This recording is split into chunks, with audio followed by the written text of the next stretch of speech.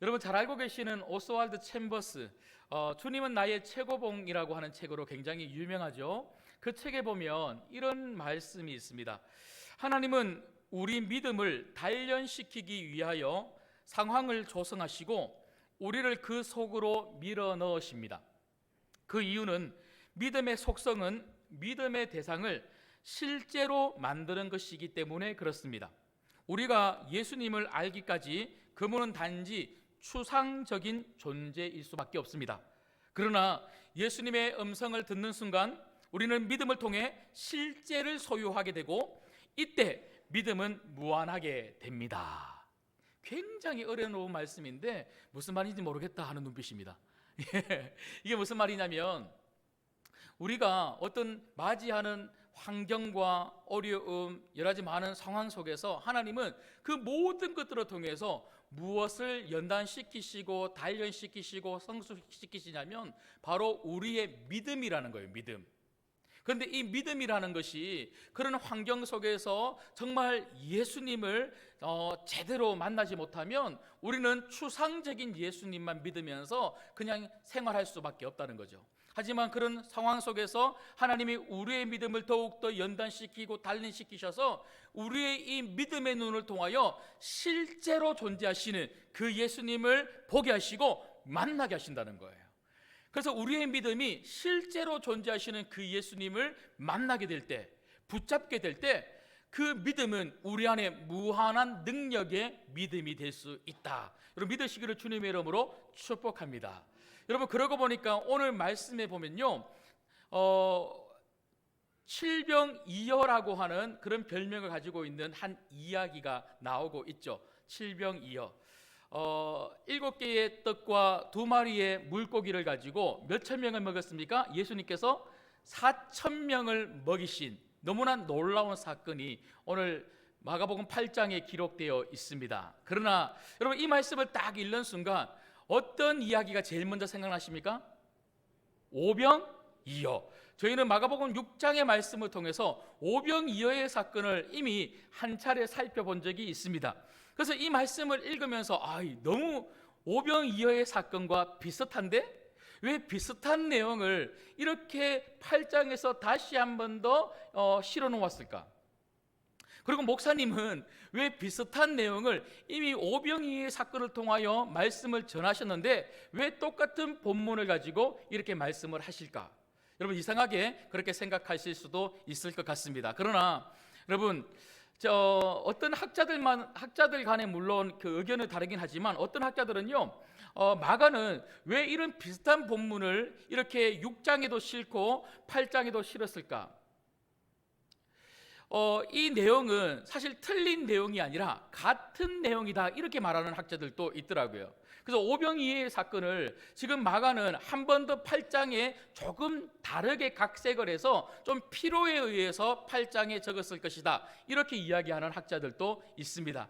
그런데 말씀을 읽어보시면 여러분 비슷해 보이지만 같은 내용은 분명히 아닙니다. 완전히 다른 내용입니다. 그저 비슷할 뿐이죠. 그런가 하면 어떤 학자들은요 6장에 나오는 오병이어의 사건은 예수님께서 유대인들을 위해서 베풀어 주신 기적의 사건이라는 거예요. 그런가 하면 8장에 나오는 사건은 저희가 몇 주 동안 계속 말씀을 살펴보면서 제가 여러분들에게 드렸던 말씀이 무엇이냐면 우리 예수님은 유대인들만 만나주신 것이 아니고 이방의 땅에서 이방인들도 만나주신 예수님이시다 이 말씀을 계속 드렸지 않습니까? 그것처럼 어떤 학자들은 8장에 나오는 이 칠병이어의 사건은 바로 이방인들을 위해서 예수님께서 보여주신 기적과 이적의 사건이다 그렇게 말씀하는 분들도 계시더라고요. 그런데 제가 말씀을 준비하고 연구하고 설교를 이렇게 작성을 하면서 저는 어떤 마음을 가지게 되었냐면 바로 왜 마가는 오병이어의 사건을 분명히 6장에 실어 놓았는데 왜 비슷한 사건을 이렇게 8장에 실어 놓았을까? 아니 좀 다르게 이야기하면 예수님은 오병이어의 기적도 많은 사람들에게 베풀어 주셨는데 왜 칠병이어의 기적, 이 비슷한 기적을 많은 사람들에게 보여주셨을까? 그 이유는 바로 제자들의 믿음 때문이었습니다. 늘 예수님과 함께 다니던 그 제자들의 믿음을 연단시키기 위하여 지금 이러한 상황을 예수님은 허락하셨다는 거예요. 제가 설교를 시작하면서 오스왈드 챔버스가 이야기했던 것처럼 이런 상황을 통해서 예수님은 제자들의 믿음을 훈련하시고 연단시키고 있다는 것이죠. 여러분, 오늘 또 이 말씀을 통하여 하나님은 여러분들의 믿음을 연단시키고 훈련시키고 있는 줄 믿습니다. 그래서 오늘 이 말씀을 통하여 정말 우리가 붙잡아야 될 믿음은 무엇인지 좀 확인해보는 그런 시간이 되면 좋겠습니다. 여러분, 예수님은요, 이 칠병이어의 사건을 통해서 그 제자들에게 좀 나를 좀 제대로 좀 믿어봐라. 제자들은 예수님을 따라다니면서 그냥 따라다닌 거예요. 예수님을 따라다니면서 나중에 예수님이 이스라엘의 왕이 되시면 내가 우의정이 되고 내가 좌의정이 되고 한자리 하고 싶어서 그렇게 열심히 따라다니는 그 제자들을 보시면서 정말 답답한 마음을 가지고 이 사건을 통해서 너희들의 믿음이 좀 자랐으면 좋겠다. 정말 나를 좀 믿는 그 믿음, 예수님을 정말 제대로 좀 믿어봐라. 이게 바로 예수님의 마음입니다. 오늘 제자들을 향한 이 예수님의 마음이 여러분에게 들리시기를 주님의 이름으로 축복합니다. 그렇다면 오늘 이 칠병이어의 사건을 통하여 우리가 붙잡아야 될 믿음, 그것이 무엇입니까? 첫 번째는요, 예수님의 긍휼입니다. 예수님의 긍휼. 여러분, 믿음은 예수님의 긍휼을 바라보는 거예요. 여러분, 오늘 말씀을 우리가 읽었던 것처럼 여러분 이때의 상황을 한번 잘 생각해 보십시오. 많은 무리들이 예수님을 따라왔습니다. 그리고 그 예수님으로부터 많은 말씀을 지금 듣고 있습니다. 얼마나 예수님과 함께 있는지 오늘 성경은 3일 동안 함께 했다라고 기록되어 있죠. 3일이 지나고 난 다음에 이제 이 사람들은요, 각자의 집으로 돌아갈 시간이 되었습니다. 그런데 3일 동안 예수님과 함께 있으면서 얼마만큼 음식을 많이 먹었는지는 모르겠지만 별로 먹지 못했던 것 같아요. 처음에 도시락 하나 둘 가지고 왔겠죠. 그래서 그 하나 둘 먹고 나니까요, 더 이상 먹을 끼니가 없어서 굶었던 것 같아요. 그런데 오늘 3절의 말씀에 보면요, 그 굶었던 사람들이 이제 각자의 집으로 가게 되는데, 그런데 이 사람들이 가까이에 사는 사람들도 있지만 멀리 사는 사람들도 있었다고 성경은 기록하고 있습니다. 그래서 예수님이 가만히 보니까 이렇게 굶어 있던 사람들이 멀리 각 자기의 집으로 돌아가다가 보면 어떻게 된다고요? 귀진할까봐, 귀진맥진하여 쓰러질까봐 예수님이 걱정이 되신 거예요. 그래서 예수님은요, 제자들을 불러서 어떻게 말씀하시냐면 2절에 보십시오. 2절에 이렇게 말씀하십니다. 내가 무리를 어떻게 여기노라? 불쌍히 여기노라. 내가 무리를 불쌍히 여기노라. 여러분, 예수님은 며칠 동안 먹지도 못하고 예수님과 함께 있었던 사람들이 자기의 집으로 돌아갈 때 그들이 돌아가다가 쓰러지든 말든 굶었든지 말았든지 배고프든지 말든지 예수님은 그들에게 전혀 관심이 없는 분이 아니라는 거예요. 예수님은 예수님과 함께 있었던 그 무리를 보시면서 그들이 가지고 있는 배고픔의 문제, 여러분 여기 배고픔의 문제는 단지 그들이 밥을 못 먹어서 배고프다 이 말만 하고 있는 것이 아니겠죠. 그 광야에서 배고픔의 문제를 가지고 있는 것처럼 이 땅에, 이 광야와 같은 이 땅에 살아가고 있는 수많은 사람들에게 정말 가지고 있는 그 사람들의 그 모든 문제에 관심을 가지고 있는 분이 바로 예수님이라는 것입니다. 관심만 가지고 계시는 것이 아니라 그 사람들을 바라보면서 불쌍히 여기고 계시는 분이 바로 예수님이시라는 거죠. 여러분, 예수님은 우리를 위하여 이 땅에 오셨습니다. 우리의 문제를 해결해 주시기 위하여 십자가에 달려 죽으신 분이 바로 예수님이십니다. 우리를 얼마나 사랑하시고 우리에게 얼마나 관심이 있으시고 그 긍휼의 마음, 자비의 마음, 사랑의 마음이 얼마나 크신지 바로 십자가 위에서 그것이 보여졌고 증명되어졌다는 것이죠. 십자가 위에서 이렇게 우리를 위하여 죽어주신 우리 예수님은 지금 또 여전히 살아계셔서 고통과 어려움과 힘듦 속에서 너무나 아픈 가운데 살아가고 있는 여러분의 삶을 나 몰라라 하시는 분이 아니시고, 여러분을 바라보시면서 오늘 제자들에게 하셨던 그 말씀처럼 내가 무리를 불쌍히 여기노라, 여러분들을 바라보시면서 내가 불쌍히 여기노라, 그 긍휼의 마음을 가지고 여러분들에게 찾아오셔서 여러분 인생의 모든 문제를, 그리고 여러분들이 가지고 있는 그 어려운 형편을 해결해 주기를 원하시는 분이 바로 우리 예수님이라는 거예요. 여러분, 그러고 보니까 예수님께서 우리에게 주기도문을 통하여 기도하라고 말씀하셨어요. 근데 기도하라고 말씀하시면서 그냥 하나님 나라만을 위하여 기도하라고 하신 적이 없습니다. 물론 예수님은요, 하나님 나라를 위해서 기도하라고, 하나님의 뜻이 이 땅에 이루어지기를 기도하라고 분명히 말씀하셨지만, 예수님은 또 한 가지 우리의 일용할 양식을 두고도 기도하라고 말씀하셨습니다. 왜냐하면 예수님의 관심은 우리가 이 땅 가운데 그 일용할 양식을 가지고 잘 먹고 사는 것도 예수님은 중요하게 생각했기 때문에 그렇습니다. 예수님은요, 그냥 우리 보고 주님의 일만 열심히 해라, 복음만 열심히 전하고 그냥 굶든지 말든지 그냥 내 일만 열심히 해라, 그렇게 말씀하신 것이 아니라, 예수님은 이 땅에 살아가고 있는 하나님의 아들, 딸, 하나님의 자녀들이 정말 고통 가운데 있는 것을 예수님 너무나 안타까워하시면서 불쌍히 여기시면서 그 하나님의 자녀들의 그 고통을 해결해 주기를 원하시는 분이 바로 예수님이시고요. 그래서 그 예수님은 그 하나님 앞에 일용할 양식, 내 인생의 여러 가지 어려운 문제와 상황을 하나님께 맡기고, 하나님 오늘 또 내 문제를 해결하여 주십시오 하고 기도하라고 말씀하셨던 거죠. 여러분, 그런데 우리가 어떤 고난과 어려움을 당하면요, 정말 순간적으로 사실 기도가 잘 안 되는 경우가 참 많이 있습니다. 왜냐하면 그 어려움과 그 고통 때문에 예수님은 저 멀리 계시다고 생각하기 때문에 그렇습니다. 때때로는요, 예수님은 나한테 관심이 없다고 생각합니다.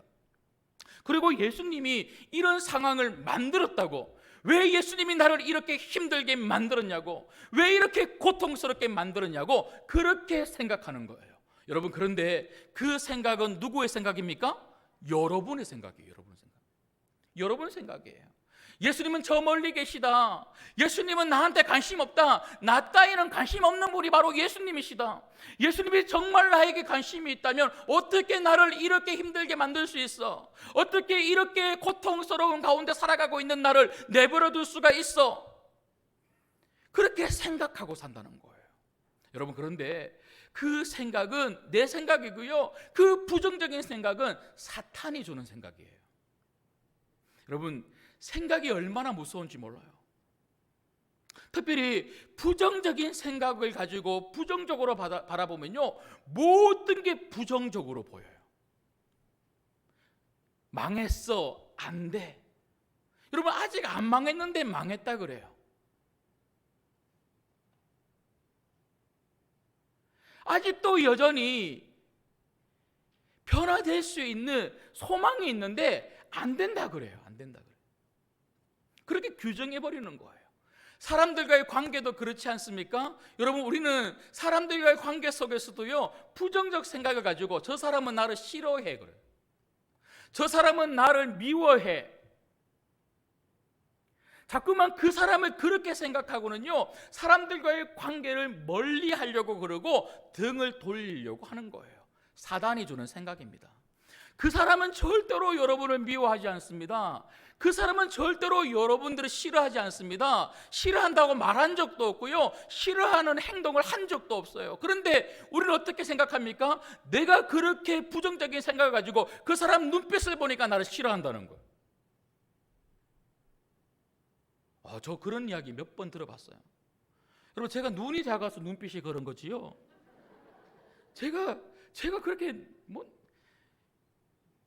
그래서 하나님 좀 큰 눈망울을 주셔서 끔뻑끔뻑거리고 이러면 참 얼마나 따뜻한 눈빛이 될까요? 그런 생각도 해봤는데, 여러분, 저 절대로 여러분들을 째려보거나 이상한 눈빛으로 바라보는 거 아닙니다. 우리가 내 생각을 가지고 사람을 그렇게 판단하고 등을 돌리면 절대로 안 됩니다. 가족이든 성도이든 함께 직장 생활하는 동료이든 친구이든 이게 내 생각이에요. 내 생각. 팩트가 아니라는 거예요. 여러분, 그런데 신앙생활에도 똑같아요. 하나님은 절대로 우리를 버린 적 없어요. 하나님은 절대로 우리를 떠난 적 없어요. 하나님은 절대로 우리의 기도에 응답을 안 해주신 적이 없고, 하나님은 늘 언제나 우리에게 관심이 있는 분이 바로 하나님이십니다. 그런데 내가 상황이 조금 어렵다고, 좀 힘들다고 내 생각, 그 부정적인 생각을 가지고 하나님은 없어, 하나님이 있다면 이럴 수가 없어, 하나님 내게 관심이 없어, 하나님 응답을 안 해주셔, 미리 그렇게 규정하면 절대로 기도가 안 나온다는 거예요. 그럼 어떻게 해야 됩니까? 이 부정적인 생각에 하나님 말씀을 집어넣어야 됩니다. 여러분, 오늘 말씀 보십시오. 예수님께서는 뭐라고 말씀하십니까? 너희들에게 관심이 없다. 3일 동안 너희들이 굶었든지 길을 가다가 쓰러지든지 죽든지 말든지 모르겠다, 이렇게 말씀하신 것이 아니라 2절 말씀에 내가 무리를 불쌍히 여기노라. 여러분, 이게 팩트입니다. 이 말씀, 살아있는 이 예수님의 말씀이 정말 진실임을 믿으시기를 주님의 이름으로 축복합니다. 여러분, 성도는 생각으로 기도하는 사람이 아니고요, 하나님 말씀 붙들고 기도해야 된다는 거예요. 오늘 또 이 말씀 딱 붙잡는 거예요. 이게 믿음이에요. 하나님은 내게 관심이 있다. 나를 불쌍히 여겨주신다. 내가 이렇게 아파하고 힘들어하는 거 하나님 다 알고 계신다. 아니, 알고 계실 뿐만 아니라 내가 아파하고 있는 이 고난의 한중간에 예수님이 찾아오셔서 나를 지금 또 붙잡아주고 계시다. 그분이 반드시 내 문제를 해결해 주신다. 이 믿음이 여러분 안에 있기를 주님의 이름으로 축복합니다. 이 믿음이 필요하다는 거예요. 이 믿음. 여러분, 다윗도 보십시오. 평생을 살고 난 다음에 다윗이 자신의 인생, 그 평생의 삶을 어떻게 고백합니까? 시편 23편에 보니까 다윗이 이렇게 고백합니다. 여호와는 나의 목자시니 내가 부족함이 없으리로다. 하나님이 내 평생의 삶 가운데 목자가 되어주셔서 나를 부족함 없는 인생으로 채워주셨다는 거예요. 그리고 그는 이렇게 고백하죠. 그가 나를 푸른 초장에 누이시며 쉴만한 물가로 인도하시는도다. 물론 이 말씀에는요, 영적인 의미가 분명히 숨겨져 있지만 그 다윗의 평생의 삶 가운데 하나님은 늘 언제나 푸른 초장과 쉴만한 물가로 인도하시면서 그의 먹고 마시는 문제를 해결해 주셨다는 거예요.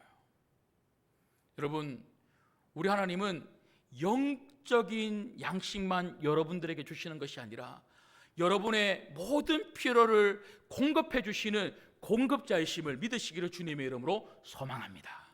이 믿음으로 기도해야 된다는 거예요. 여러분들이 너무나 잘 알고 있는 조지 물러 목사님, 5만 번 응답받은 목사님으로 굉장히 유명하죠. 여러분, 이 목사님께서 고아의 아버지라고 하는 별명을 가지고 있습니다. 여러분, 이분께서 한 번은 말씀을 읽고 있는데 시편 66편이었어요. 시편 66편의 말씀을 읽다가 5절의 말씀을 읽는데 그의 거룩한 처소에 계신 하나님은 고아의 아버지시며 과부의 재판장이시로다. 이 5절 말씀을 읽다가 엄청 은혜를 받으신 거예요. 그렇구나, 하나님은 고아의 아버지시구나. 그 당시 영국의 산업혁명으로 인하여 많은 고아들이 생겨났어요.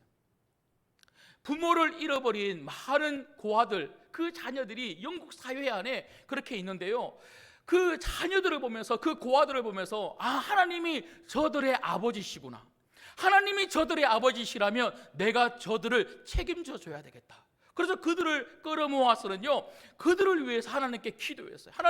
하나님이 저들의 아버지시라면 하나님이 이 고아들을, 이 자녀들을 책임져 주세요. 길러주세요. 양육해 주세요.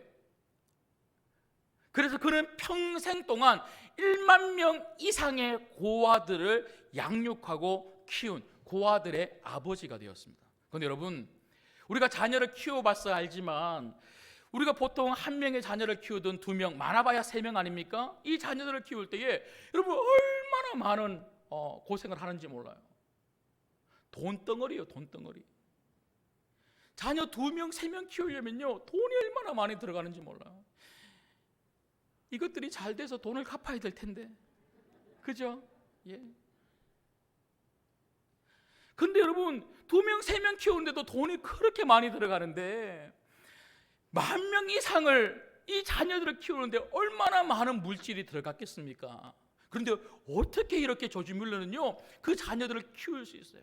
제가 방금 말씀드렸던 것처럼 조지 뮬러는 하나님께 기도했어요. 하나님, 이 자녀 하나님이 키워주세요. 그리고 조지 뮬러가 붙잡았던 말씀이 하나가 있습니다. 여러분, 빌립보서 4장 19절에 보면 조지 뮬러가 붙잡았던 말씀이 무엇이냐면 바로 이 말씀이에요. 나의 하나님이 그리스도 예수 안에서 영광 가운데 그 풍성한 대로 너희 모든 것을 채우시리라. 풍성한 대로 너희 모든 썰 것을 채우시리라. 여러분, 이 하나님을 믿으시기를 주님의 이름으로 축복합니다. 조지 뮬러는 이 말씀, 이것이 하나님의 말씀이라면 이 말씀은 진리다, 이 말씀은 반드시 응답된다, 이 말씀 붙들고 하나님이 약속하셨잖아요. 모든 설 것을 채우시리라.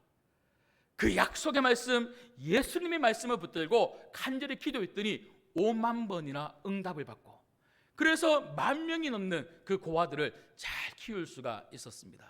여러분, 오늘 또 이 말씀이 여러분의 말씀임을 믿으시기를 주님의 이름으로 축복합니다. 하나님은 여러분에게 관심이 많다니까요. 우리 예수님은 긍휼이 풍성하시고 자비와 사랑이 많은 분이 바로 예수님이십니다. 내가 무리를 불쌍히 여기노라. 여러분을 보시면서 불쌍히 여기시는 그 예수님께서 여러분의 고통 가운데 찾아오셔서 반드시 여러분의 고통을, 환경을 해결해 주시고 여러분의 필요를 충분히 채워주실 줄 믿습니다. 그런가 하면 두 번째로 오늘 말씀을 통해서 우리가 붙잡아야 되는 믿음 무엇입니까? 그건 바로 예수님의 능력입니다. 예수님의 능력. 여러분, 오늘 본문 4절 말씀을 같이 한번 읽어볼까요? 4절을 읽겠습니다. 시작. 제자들이 대답하되 이 광야 어디서 떡을 얻어 이 사람들로 배부르게 할 수 있으리까? 아멘. 여러분, 이 4절의 말씀, 이 믿음 없는 제자들의 말씀이 보이십니까? 여러분, 지금 예수님에게 이 말씀을 하고 있는 제자들은 우리가 앞서도 살펴보았던 것처럼 어떤 제자들입니까? 이미 6장에서 오병이어의 놀라운 예수님의 능력을 체험하고 눈으로 보았고 경험했던 제자들이었어요. 그런데 오늘 8장에 보니까 그들은 언제 우리가 예수님의 그 능력을 경험했냐, 그렇게 말하듯이 전혀 그 예수님의 능력을 신뢰하지 못하는 그 제자들의 모습을 우리는 보게 되는 것이죠. 여러분, 제자들은 예수님을 따라다녔습니다. 예수님을 따라다니면서 함께 동거동락하면서 예수님으로부터 말씀을 들었고 배웠고, 그 예수님이 행하시는 수많은 기적들을 보았고 경험했던 제자들입니다. 그런데 오늘 말씀해 보니까요, 전혀 제자들은 그 예수님을 제대로 깨닫거나 알지 못하고 그 예수님으로 인한 진정한 변화를 경험하지 못한 그 제자들의 모습을 우리가 볼 수밖에 없다는 거죠. 여러분, 혹시 우리가 오늘 이 4절의 말씀처럼 이 제자들의 모습들을 우리가 가지고 있지는 않습니까? 교회에 정말 나오고 있고 예배를 드리고 있고 말씀을 듣고 있지만 그 예수님의 말씀을 제대로 깨닫지도 못하고 그 예수님의 말씀을 인하여 우리의 믿음이 자라지도 못하고, 예수님께서 그렇게 많은 기도의 응답을 우리에게 해주셨지만 조금만 어떤 어려움과 힘든 문제가 찾아오면 그 예수님께서 응답해 주셨던 그 놀라운 축복은 금방 잊어버리고, 예수님 왜 이러십니까? 정말 예수님이 계십니까? 예수님 지금 내 문제를 해결해 주실 수 있는 능력의 예수님이 맞습니까? 정말 예수님이 해 주실 수 있다면 어떻게 이 문제가 지금까지 해결되지 않습니까? 예수님은 해결해 줄 수 없는 분 혹시 아니십니까? 예수님은 그냥 성경 속에 갇혀 있는, 우리가 그냥 교회에 와서만 만나는 그런 예수님이 혹시 아니십니까? 자꾸만 우리 안에 그런 불신과 그런 의심이 찾아오고 있지는 않습니까? 여러분, 저는 말씀을 준비하다가 보니까요, 예전에 어떤 한 집사님이 생각이 났습니다. 그 집사님께서 제게 오셔서, 목사님, 성경 관련해서 좀 궁금한 것이 있어서 목사님에게 질문을 드리고 싶어서 왔습니다 그래요. 제가 굉장히 좀 당황했어요. 왜냐하면 목사들은요, 성도님들께서 어떤 성경과 관련해서 질문을 할 때에 이게 대답을 잘 못할까 봐 굉장히 긴장이 돼요. 그래서 속으로 좀 아는 질문을 해주면 좋겠다 하고, 아는 질문을 해라 하고 있는데, 그분이 어떤 질문을 하시냐면 성경 말씀을 통독을 하는데 여기 마가복음을 읽다가 보니까 너무 궁금한 게 있어서 왔다는 거예요. 그게 뭡니까? 라고 물어봤더니 6장에서 분명히 예수님이 오병이어 5개의 떡과 2마리의 물고기로 몇 천 명 먹였다고요? 5천 명이나 먹이고 얼마나 남겼습니까? 12광주리를 남겼다, 그렇게 기록되어 있는데, 근데 오늘 말씀해 보니까요, 예수님께서 7개의 떡덩어리와 2마리의 물고기, 그러니까 지난번보다는 떡이 몇 개나 더 많아요? 2개나 더 많다는 거예요. 그런데 몇 명 먹었다고요? 4천 명밖에 안 먹였어요. 2개나 더 많은 떡을 가지고 4천 명밖에 안 먹였는데 몇 광주리 남았어요? 7광주리밖에 안 남았다는 거예요. 그러면서 이걸 가지고 저보고 뭐라 그러냐면, 예수님의 능력이 가면 갈수록 줄어드는 능력입니까? 그래요. 예수님 능력 한번 썼기 때문에 이번에는 줄어드느냐 이 말이죠. 그 제가 대답을 했을까요? 못했을까요? 못했습니다. 모르겠더라고요 솔직히. 제가 고민도 해본 적이 없어서 그렇게 물어보시는데 그분 말이 맞아요. 그때는 5천 명이나 먹였는데, 사실 여자분들까지 합치고 아이들까지 합치면 2만 명 아닙니까? 2만 명이나 먹였는데 12광주리는 남고, 근데 이번에는 뭐 여자들까지 합치고 뭐 아이들까지 합치면 한 10,000명 조금 넘었지 않겠습니까? 그런데 이번에는 7광주리밖에 안 남고, 도대체 왜 그럴까? 저도 굉장히 궁금했어요. 그래서 제가 그분에게 제가 좀 알아보고 다시 말씀드리겠습니다 하고 돌려보내거든요. 제가 며칠 동안 이런 책 저런 책 주석도 찾아보고 책도 찾아봤는데 어디에도 그런 대답이 없어요. 그런데 제가 말씀을 보다가 어떤 단어가 눈에 딱 들어오냐면 바로 12바구니입니다. 저는요 12광주리인 줄 알았어요. 12광주리. 그런데 말씀을 읽다가 보니까 바구니인 거예요. 바구니. 여러분, 오병이어의 사건은요 사복음서에 다 나와 있습니다. 제가 다 찾아보니까요 전부 다 사복음서 안에 12바구니로 다 표기되어 있습니다. 그런데 칠병이어의 사건, 오늘 마가복음에 나오고 있는 칠병이어의 사건, 이 사건은요 마태복음에도 한 번 더 나오는데, 마가복음과 마태복음에 보면 칠병이어의 사건은요 7바구니가 아니고 7광주리인 거예요. 그래서 바구니와 광주리, 이 단어가 눈에 보이는 겁니다. 제가 좀 책을 찾아봤는데요, 신약 성경 안에는 여러 종류의 거룩들을 표기하는 그런 단어들이 많이 쓰였는데, 예를 들면 포테리온이라고 하는 단어는요 잔, 컵이라고 하는 그런 의미를 나타낼 때 포테리온이라고 하는 그런 단어를 쓰고, 접시라고 하는 그런 단어는요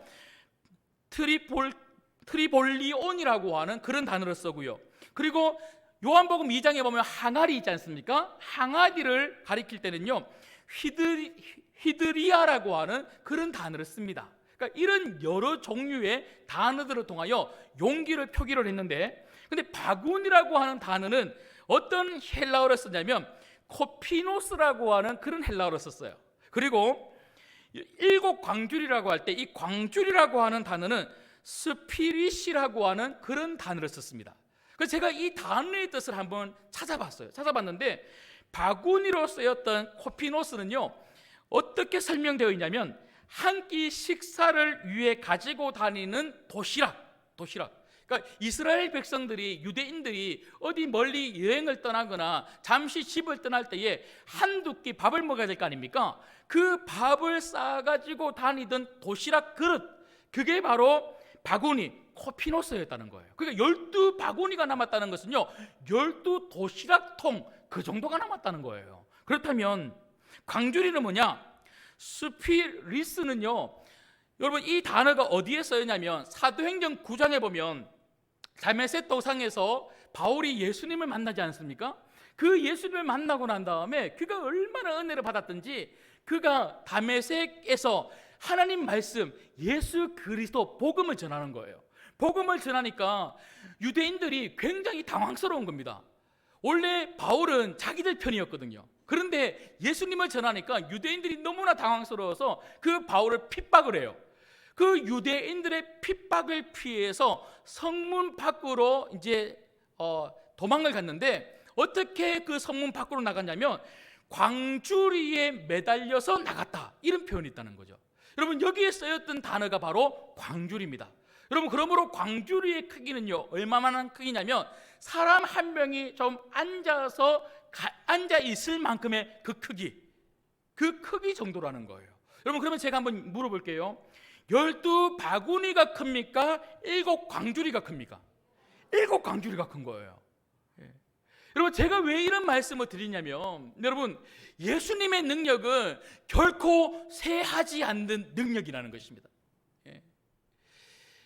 예수님의 능력은 2000년 전에나 지금 또 동일한 능력입니다. 2000년 전에 5,000명을 먹이셨던 4,000명을 먹이셨던 여러분 그 동일한 예수님의 능력은 오늘 또 여러분들을 먹이시는 예수님의 능력임을 믿으시기를 주님의 이름으로 축복합니다. 그래서 오늘 우리에게 필요한 게 뭡니까? 이 예수님의 능력을 붙들고 기도하는 거예요. 예수님, 저는 그 예수님의 능력을 믿습니다. 오늘 기도하면 예수님이 우리를 도와주실 것을 믿습니다. 반드시 내 문제 해결해 주실 것을 믿습니다. 기도가 무엇입니까? 예수님의 능력을 믿기 때문에 하는 것이 바로 기도입니다. 여러분, 믿음은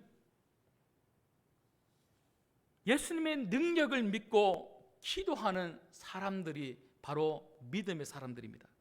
신앙은 단순히 지식을 채우는 것이 아니고 바로 이런 경험을 하는 것이 바로 신앙입니다. 특별히 저는 여러분들이 기도의 응답을 많이 받아 누리시기를 주님의 이름으로 소망합니다. 기도의 간증이 많아야 되는 거예요. 예수님의 능력을 믿고 예수님께서 여러분의 문제를 해결해 주셨다고 하는 그 기도의 간증, 그 기도의 간증이 많은 사람들이 바로 믿음의 사람들이라는 거죠. 여러분, 기도의 사람이라고 이야기하는 E.M. 바운즈가 기도의 능력이라고 하는 책에 이렇게 이야기를 합니다. 하나님은 기도를 자신의 주된 일로 생각하고 기도를 중요하게 여기는 사람을, 그리고 기도의 시간을 바치는 사람들에게 천국의 열쇠를 맡기신다. 그리고 그들을 통해서 이 세상에서 그분의 영적인 이적을 행하신다. 하나님은 하나님의 능력을 믿고 기도하는 사람에게 반드시 영적인 능력, 이적과 기적을 베풀어 주시는 하나님이심을 믿으시기를 주님의 이름으로 축복합니다. 마지막 세 번째입니다. 여러분, 오늘 말씀을 통해서 우리가 붙잡아야 될 세 번째 믿음은 무엇입니까? 그건 바로 예수님께 순종하는 것입니다. 예수님께 순종하는 것. 여러분, 결국 오늘 말씀해 보면 예수님의 놀라운 기적과 역사가 언제 이루어졌습니까? 제자들이 예수님의 말씀에 순종했을 때입니다. 여러분, 기적은 순종으로 오는 것입니다. 예수님의 그 놀라운 능력을 우리가 언제만 봅니까? 우리가 말씀대로 순종할 때에 예수님의 놀라운 능력을 맛보게 될 줄 믿습니다. 오늘 말씀 한번 보시죠. 오늘 말씀 6절의 본문에 보시면 예수께서 무리를 명하여 땅에 앉게 하시고 떡 7개를 가지사 축사하시고 떼어 제자들에게 주어 나누어 주게 하시니 제자들이 무리에게 나누어 주더라. 여러분, 여기 말씀 보시면 예수님께서 떡 7덩어리, 그리고 그 뒤에 말씀해 보시면 2마리의 물고기를 가지고 축사하고 기도하고 난 다음에 제자들에게 주셨어요. 주시면서 나누어 주어라 이렇게 말씀하셨을 때에 제자들은 나누어 주었다는 것이죠. 여러분, 우리는 이런 말씀을 읽을 때에 예수님 말씀하셨으니까 제자들은 그냥 순종했구나 이렇게 생각하면 안 된다는 것입니다. 여러분, 한번 가만히 잘 생각해 보십시오. 여러분, 지금 제자들에게 예수님께서 주신 것은 무엇입니까? 물고기 한 트럭입니까? 떡 한 트럭입니까? 그래서 예수님께서 물고기와 떡을 한 트럭 한 트럭, 두 트럭을 주시면서 저 수많은 사람들, 10,000명이 넘는 사람들에게 이제 나누어 주어라 이렇게 말씀하신 것이 아니라는 거예요. 예수님이 기도해서 그 물고기 2마리와 떡 7덩어리를 한 트럭, 두 트럭, 세 트럭 그렇게 만들어서 주신 것이 아닙니다. 그저 처음 제자들이 가지고 왔던 물고기 2마리와 떡 7개입니다. 그대로 그 제자들에게 주시면서 그걸 가지고 나누어 주어라고 한 거예요. 여러분, 이 제자들이 가지고 그것을 사람들에게 나누어 주기 위하여 그렇게 나아갈 때에 이 사람들이 지금 어떻게 앉아 있습니까? 때를 지어서 무리별로 지금 3, 3, 5 앉아 있는 거예요. 10,000명이 넘는 사람들이 지금 그 광야에서 너무나 배가 고파서 그렇게 앉아 있는데 제자들이 떡을 주겠다, 물고기를 주겠다, 음식을 주겠다고 이미 광고를 했기 때문에 사람들은 전부 다 기대하면서 앉아 있는 것입니다. 그래서 마치 아기 새가 어미 새를 기다리듯이 떡떡떡 하고 기다리고 있는 거예요. 그렇게 앉아 있는데 그런 사람들의 눈망울을 보면서 지금 떡 7개와 물고기 2마리를 가지고 가고 있는 거예요. 그래서 앞에 앉아 있는 사람들에게 1명, 2명, 3명 나누어 주고 나면요, 이제 이게 다 떨어지면 어떻게 합니까? 만약에 2, 3명 안에 다 떨어지면 여러분, 그 위에 앉아 있던 수만 명의 사람들이 얼마나 흥분하겠습니까? 이런 상황에서 떡 7개와 물고기 2마리를 가지고 나아간다는 것은요, 굉장히 어려운 거예요. 그런데 오늘 말씀해 보면 예수님이 그렇게 하라는 거예요. 한번 해봐라. 아마 제자들은요, 굉장히 주저했을 겁니다. 제자들이 믿음이 있었기 때문에 그렇게 간 것이 아니라 예수님이 하게 하신 거죠. 예수님이 하게 했을 때에, 그들이 순종했을 때에 놀라운 기적과 이적을 그들은 경험했던 거죠. 그때 그들의 마음속에 어떤 단어가 하나 쫙 밑줄이 그어질까요? 순종이 믿음이다. 믿음으로 순종하면 예수님의 놀라운 기적을 경험할 수 있다. 예수님은 이 사건을 통하여 제자들로 하여금 순종하게 하심으로 말미암아 이것을 훈련하셨던 것입니다. 여러분, 저는 새벽 시간을 참 중요하게 생각합니다. 왜냐하면 매일매일 드리는 그 새벽 시간에 제 생각을 내려놓지 않으면 한순간 또 하루도 목회를 할 수 없는 연약한 사람이에요. 저를 가만히 들여다보면요, 저는 굉장히 생각이 많은 사람입니다. 제 생각이 엄청 많은 사람이에요. 그래서 뭔가 책을 열심히 보고 계획을 잡고 이것저것 이렇게 시뮬레이션도 돌려보고 사람들을 만날 때 이렇게 말을 하면 좋을까, 저렇게 말을 하면 좋을까, 이렇게 말을 하면 이 사람이 상처받지 않을까, 저렇게 말을 하면 이 사람이 상처받지 않을까. 하여튼 머리 안에서 생각이 얼마나 많이 돌아가는지 몰라요. 그런데 담임 목사가 되니까요, 생각이 더 팽팽 돌아갑니다. 일이 얼마나 많은지 부교육자 때하고는요, 이게 책임감이 달라요. 그러니까 생각이 얼마나 많이 돌아가는지 몰라요. 그런데 이렇게 이런 내 생각으로 했다가는요, 죽을 것 같아요. 그리고 내 생각으로 해봐야 안 돼. 그래서 저는요, 새벽마다 다른 거 안 하고요, 제가 그 어떤 기도보다 정말 중요하게 여기는 기도 중에 한 가지가 뭐냐면 내 생각 내려놓기. 내 생각을 내려놓고 하나님의 음성 듣기에 집중합니다. 말씀을 통해서 하나님 제게 말씀해 주십시오. 제가 오늘 이런 신방을 하는데 무슨 말씀을 하면 좋겠습니까? 하나님, 우리 신거한 교회가 이런 사역을 하는데 어떻게 하면 좋겠습니까?